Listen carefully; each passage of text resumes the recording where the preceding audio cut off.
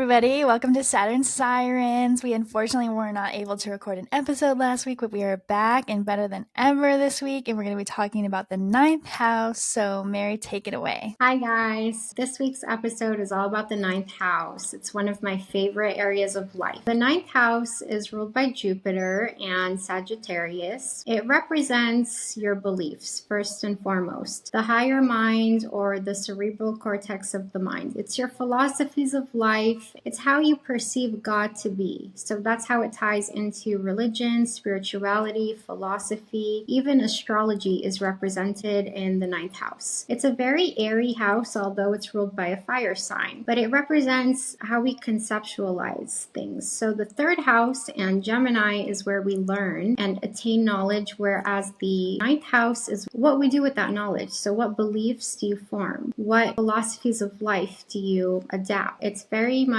like a philosophical area of life. It rules teaching and it also rules foreign travel, because typically a person who's seen other countries and seen the world is going to have a very different philosophy of life or life view than somebody who was born and raised in the same place and never left their birthplace, for example. It also represents higher education, college, and it also ties into the law, lawsuits, and settlements as well. The eighth house does show that too, but so does the ninth house. It's considered a house that brings good fortune, usually, and it's usually a positive area of life due to the influence of Jupiter. If you have many placements here in the ninth house, you typically have a optimistic view of life and you're able to kind of see the brighter side. It also rules the bigger picture in life, whereas Gemini is all about the details and the little things. Sagittarius is about the big picture. I think Chase is in the background fighting, so we'll continue while she takes care of that. So the ninth house also represents the God principle. It's a joyful house as well.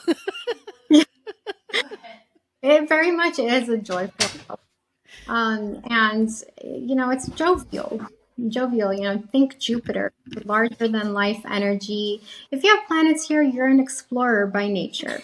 You're also usually a different cultures than your own, usually are pretty well traveled, especially if you have Jupiter here. I know I myself, I think you too, Pierre, right? You have Jupiter in the ninth? No. Oh, you don't? I don't know why I thought you did. I have but Mars Well, I have Mars there too. in And Aries. I have Mars in Taurus there, and I have Jupiter there. I definitely traveled a lot. Jupiter rules my IC in Sagittarius. And I'm born to a very typical immigrant family, and I moved around a lot. I lived in a third world country. I've been very fortunate as far as traveling. I also have gained lots of knowledge throughout my lifetime. That's again how the ninth house ties into astrology, because it represents spirituality and it's the God principle. So what do you perceive God to be? Are you spiritual? Are you religious? Are you atheist? And it's about like seeing the big picture in life and feeling connected to a higher power. So sometimes if you have Chiron here, you can have a hard time having faith in life and also kind of seeing the bright sides of things. You can also be endlessly seeking a way to understand and heal your pain as well. I think you do have Chiron here, right, Pierce? I sort of mixed the eighth house with what you just said about faith, because I have to have faith in other people. I got to get my philosophy about connecting with spirit. I do have that connection. I don't know what the Chiron is for me. I have had my Chiron return. I mean, for me, I didn't notice that. I noticed Chiron on my moon. I would say that probably now, maybe it's your Chiron return where you just work it out. I am being asked to step into my theoretical ideas about faith in the universe. I've been working all these years on studying all of the spiritual exploration and all of that. I will say that my parents were raised in the church. I used to go to different churches with friends and that kind of thing. I am not a church person. Definitely spiritual. I believe in a higher intelligent being, God, whatever you want to call it. Your reaction is very typical to somebody who has Chiron in the ninth house. house. This one is really hard to decipher. My husband has it here too. Sometimes I don't really see it, but also actually the ninth house sometimes represents the father in astrology. Not that often. A lot of times the father's in the 10th house or the 4th house. Sometimes the dad shows up in the ninth house too. I love the moon in the ninth house. Usually the mom was a benefic influence, typically if the moon is well placed. When it's in the ninth house, the sun here is very typical explorer personality type, gives you very strong Sagittarius traits. The traditional astrology, the sun finds its joy in the ninth house. And that's also why the sun in the ninth house is a really good placement. The sun, is the inspiration. It's the system, the guiding light. It's also associated with teaching. I know that I became a teacher because I have Jupiter there. If you have like prominent ninth house, especially Jupiter, there you can end up teaching, or you have a good ability to teach others. Also, you're usually pretty well traveled. Sometimes you can even speak multiple languages, and you're usually very fascinated by other cultures as well, or cultural. But I'm curious to hear from Chase because she's a Sag rising. How do you experience the ninth house? So I have Leo in the ninth house. I have Vertex, Sappho, and Jas. I don't know because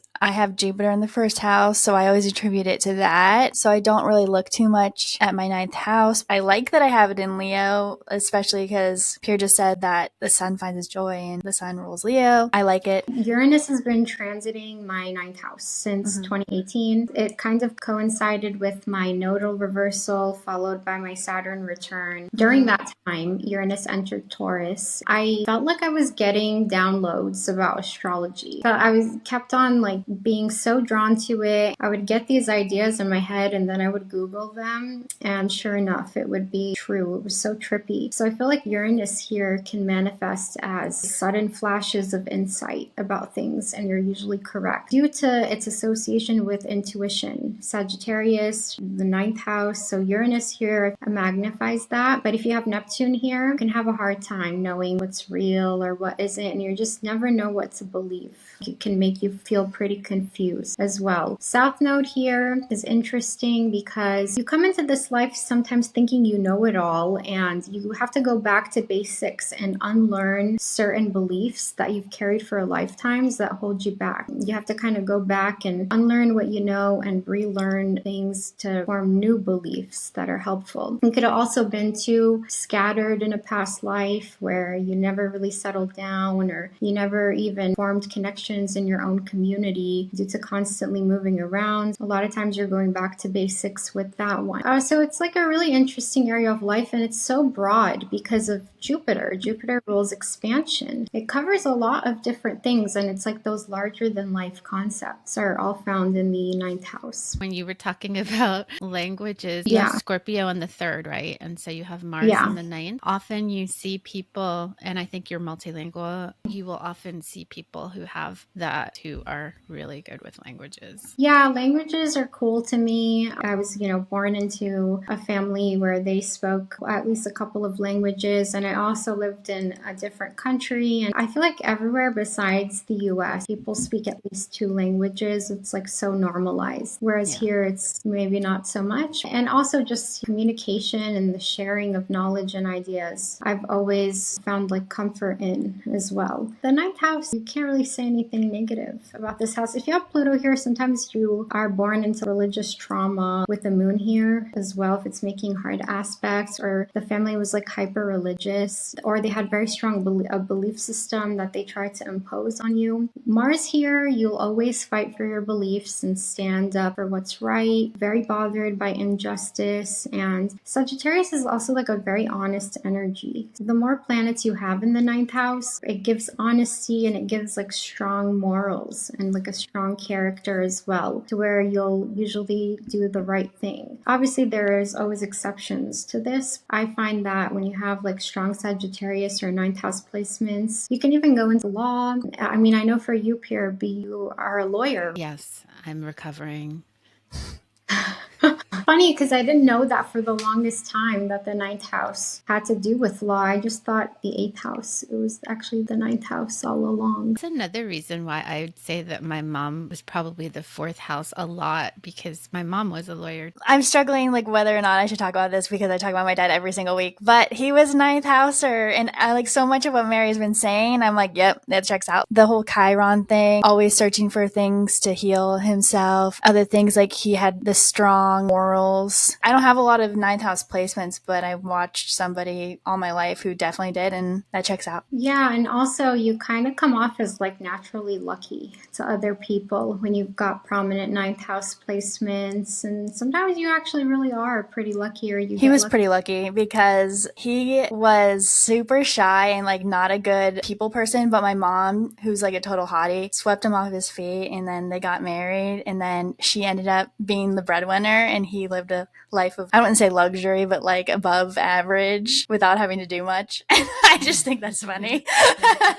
Oh, Cancer rising with Jupiter in the first house. Yeah. He had it made. It's like the stay-at-home dad position. I mean, he had the North Node in the 11th house, but I would say his life purpose was to be a dad and to learn. And yeah, like the ninth house makes you really likable because I think people kind of sense this sense of integrity from you. And it's Jupiter. I think in the shadow, it could be self-righteousness, though. Let's talk about that. Yeah.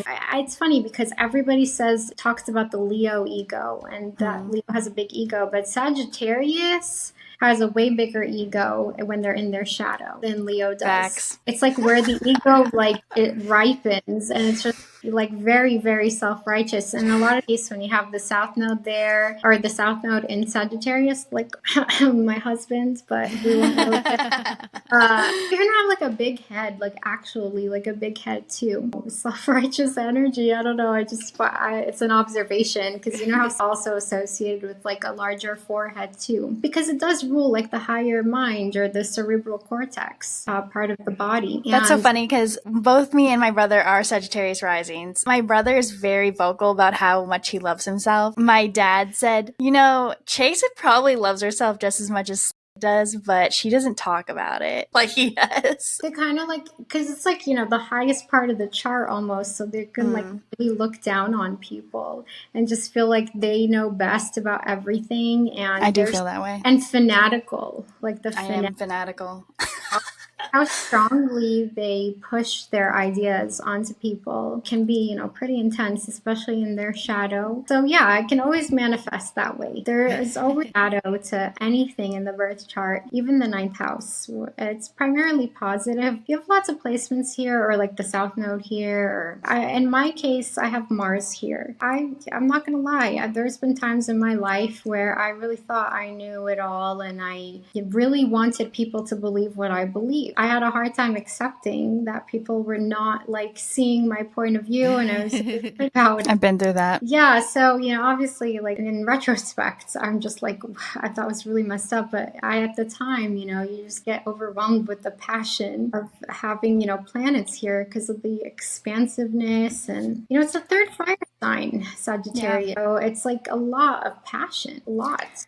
I feel like I've been that person, the pushy, fanatical person, and I do tend to feel like I know it all and I know better than everyone else. But it is also coming from a place of I genuinely believe this is true and I want to help people, and I think it would be beneficial for them to think the way I do. So obviously it's like wrong for me to push that on people, but it isn't coming from like such a negative place. They can get really preachy, so preachy and just philosophical, and they can like talk and speak in parables like Jesus or something. But it's funny because I was that fanatical, like really outspoken, really passionate person, and then I just am the opposite now. I just don't even talk about anything that people don't want me to talk about with them. I just shut up. I'm like, whatever, I'm just gonna believe what I believe and you can go on your merry way. So like the Scorpio North Node. Yeah, I've just been embodying that instead. Well, I don't know if it's maturity or just I'm jaded now. I don't know. I have Eros in the ninth house, so I romanticize it a lot. I like the preachiness. You could be really funny too if you've got lots of placements in the ninth house. Even if like you're so strong with your beliefs and you're trying to impose them on me, I just think it's cute, and I enjoy seeing people who have ninth house placements speak or share their beliefs or their ideas because they're so passionate about them, and that energy is like really infectious, and you're like, even if you don't agree, like you want to agree with them. Yeah. So Right. it's kind of hard to like dislike people who've got many ninth house planets.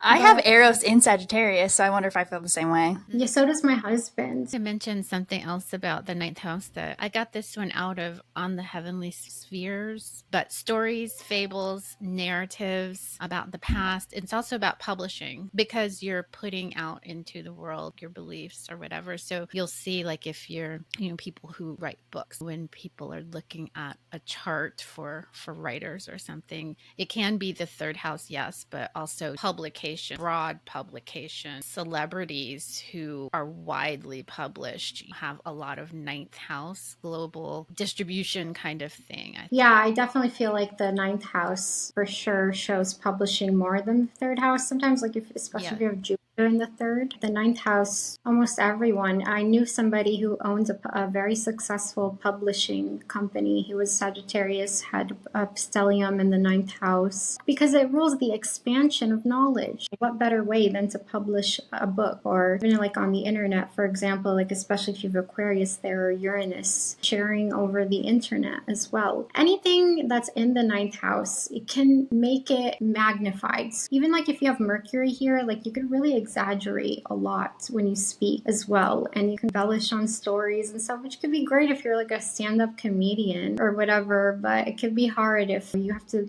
be brutally honest about things for work or whatever. It can lead to like exaggeration just because of that energy. Also, you have to look at the ruler of that house. If the ruler is making difficult aspects in the chart, it can imply too much of something too. Just kind of like hard aspects to Jupiter can imply like too much of a good thing, which we can turn into a bad thing or go in excess when it comes to, whatever it represents. I feel like there is more about the ninth house that probably gonna remember when it's too late because it's such an expansive energy. It says so much to cover here. Check your transits to your ninth house. Usually you're having transits here. You go through like a shift in your belief system a lot of times. Sometimes you could move. Sometimes you could go to, travel to other countries because the ninth house represents foreign travel.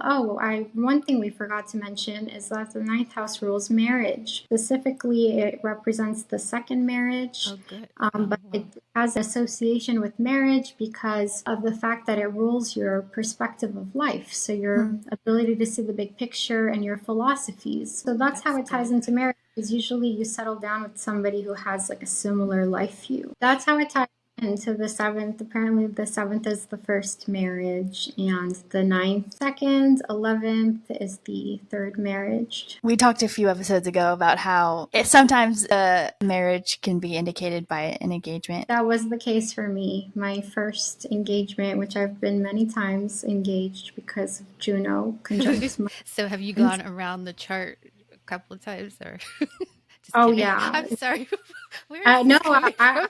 I've like experienced so many relationships. It's pretty ridiculous, but also North Node in the seventh house. The first person I was engaged to was a Pisces, which is the sign on my seventh house. My first marriage, technically it was my first. He was very much my Jupiter in the ninth house. To a T, it's in Taurus, and he was very wealthy and like materialistic, and we ate a lot and we gained weight together. It was like I lived like a very comfortable life with him. And he was a Gemini, but he had many Taurus placements as well in my ninth house. And his ninth house was Aquarius. And I was his second wife. Many times the second marriage, the person's planets like sun or prominent planets will be in the ninth house. I see it all the time. If not, even if it's your first marriage, it's always a good thing to have planets for marriage, or in terms of marriage, it's great to have planets in each other's ninth house because it represents represents shared beliefs, and also that you impact their beliefs and even can bring them like optimism and joy, or a sense of joy. You also usually explore together, you could travel together, and a pretty fun energy. It implies like a sense of adventure in the relationship. And like I said before, I have Leo in the ninth house, and I always date Leos. Not right now, but usually. And I attribute that to Vertex being there. I thought this was really funny. Since I have Jupiter in the first house, so I'm not saying because I have ninth house placements this is it, but because of the Jupiter in the first house,